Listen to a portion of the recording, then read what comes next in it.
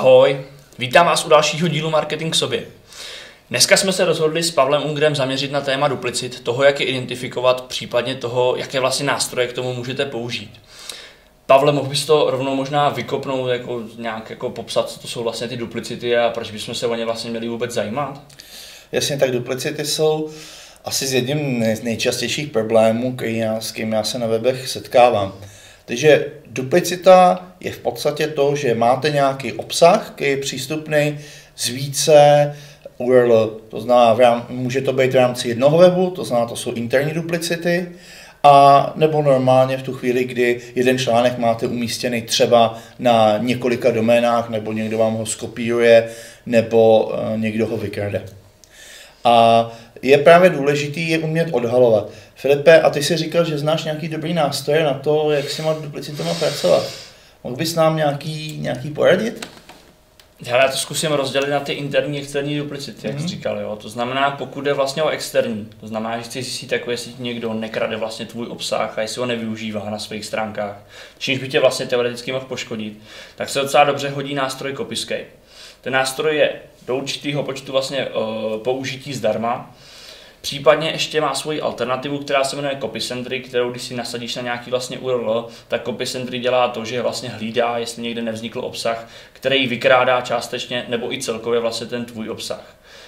Blbý je to, že Copysentry už je placený vlastně od začátku, jo, ale jsou to opravdu drobný, takže to si myslím, že se jako poměrně vyplatí opravdu nasadit.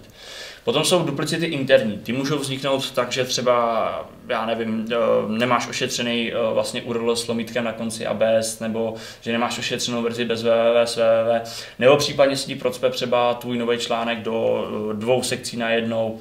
Může se stát opravdu cokoliv. Ty zase zjistíš tak, že k tomu využiješ třeba nástroj typu užvaný žáby, což je vlastně Screaming Frog, nebo Xenu, který má vlastně nakoroluješ ten svůj interní obsah a podíváš se třeba, kde jsou duplicitní titulky nebo duplicitní popisky, tedy meta description. Případně se k tomu ještě dá využít Google Webmaster Tools, který tam má sekci, tuším, že se to jmenuje vylepšení HTML nebo tak nějak, kde vlastně se opět k těm duplicitním titulkům nebo description můžeš dostat a na základě toho vlastně identifikovat, jestli Google neindexuje 2 URL stejného obsahu. Yes. OK. Pavle, ve chvíli, kdy už je, řekněme, že už tu duplicitu máme. Řekněme, že asi ideálně je u nás, protože těžko se s ní budeme prát, že bude vlastně na cizím webu. Jak se s ní vlastně máme poprat, jak se jí vlastně zbavit? Takže jak správně takovouhle duplicitu, který se tady bavíme, vyřešit? Je tam několik možností. Tak první, která je, že existuje duplicita, která se nám nelíbí, která nám vznikla nejspíš nějak omylem nebo nějakou technickou chybou. Nejčastější příklad je třeba, že mám variantu s lomítkem a bez lomítka na konci. No takže já si vyberu tu variantu, která se mi líbí, který chci zachovat, a tu druhou vlastně přes přesměrování 301 přesměruju na tu, kterou chci zachovat.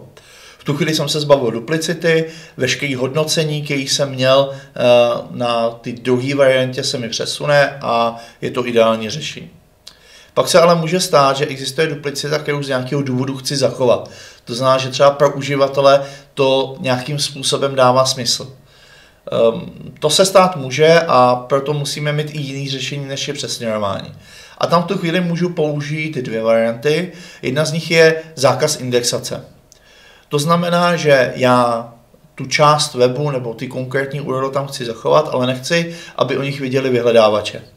Takže buď pomocí robots.txt nebo pomocí metatagu v hlavičce, prostě tam nastavím zákaz indexace těch stránek a ty se v podstatě ve vyhledávačích přestanou vyskytovat a tím pádem mám tu duplicitu taky vyřešenou.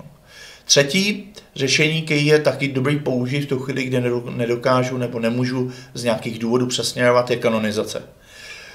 Kanonizace je nějaké doporučení, které my dáváme vyhledávačům a kterým říká, pokud narazíš na tuhletu URL, tak ona je duplicitní, my o tom víme a tu originální najdeš někde. A to někde se bez zdrojovým kódu hezky odkazuje. Kanonizace se v podstatě realizuje tak, že do hlavičky té stránky ložím tak canonical s odkazem na tu originální neduplicitní stránku. A protože canonical podporuje jak Google, tak Seznam, tak je to samozřejmě ideální řešení. Takže teď už je to na vás. Takže doufám, že až se tu uvidíme příště, tak už na vašem webu žádná duplicita nebude existovat. Ahoj.